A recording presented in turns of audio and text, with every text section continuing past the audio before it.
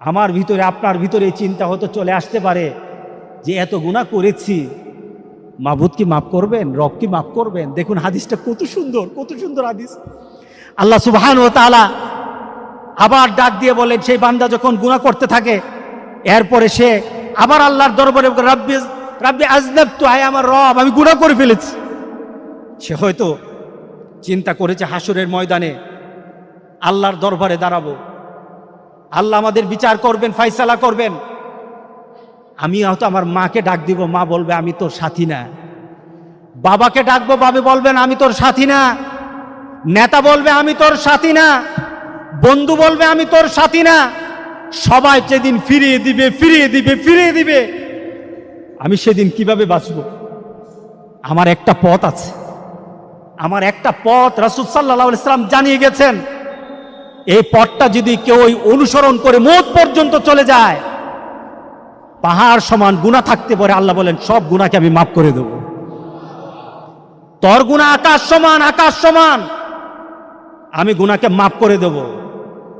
বান্দা গুনার পাহাড় নিয়ে আমার সামনে উপস্থিত হবি, আর তোর কাছে যদি ছোট্ট একটা তওবা থাকে, পাহাড় সমান গুনাহ, আর তোর কাছে একটা নিবেদন, একটা তওবার কথা, একটা তওবার একটা আল্লাহর দরবারে তওবার নিবেদন যদি তোর কাছে থাকে, আল্লাহ সুবহানাহু ওয়া তাআলা বলেন বান্দা যত গুনাহ হোক তোরে আমি মাফ করে দেব। বান্দা তোরে মাফ করে দেব, যত বড় গুনাহ হোক তোরে মাফ করে দেব।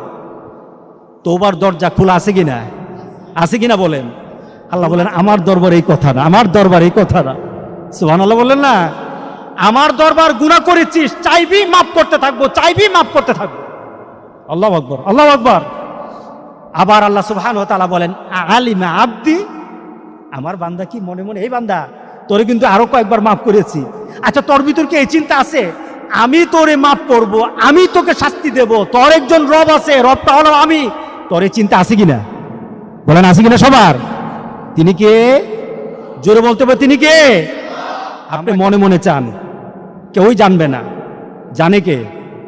জোরে বলেন, জানে কে? আমাদের এখন মনের যে চাহিদা, মনের যে মানসিকতা, এই হাদিস শোনার পর মানসিকতা পরিবর্তন হয় কিনা বলেন তো দেখি। এখন হচ্ছে না? কার কাছে চাইবো বলেন? গুনাহ যত হবে কার কাছে চাইবো বলেন? আল্লাহর কাছে। আল্লাহু আকবার। আল্লাহ ডাক দিয়ে বলেন তুই কি ভিতরে চিন্তা রাখোস আমি তোরে মাফ করব, আর আমি তোর রব, আর আমি যদি ধরি কেউ তোরে বাঁচাতে পারবে না? কি বলেন, আমরা মনে করি কিনা বলেন? সাথে সাথে আল্লাহ সুবহানাহু ওয়া তাআলা বলেন বান্দা আমি তোরে মাফ করে দিলাম।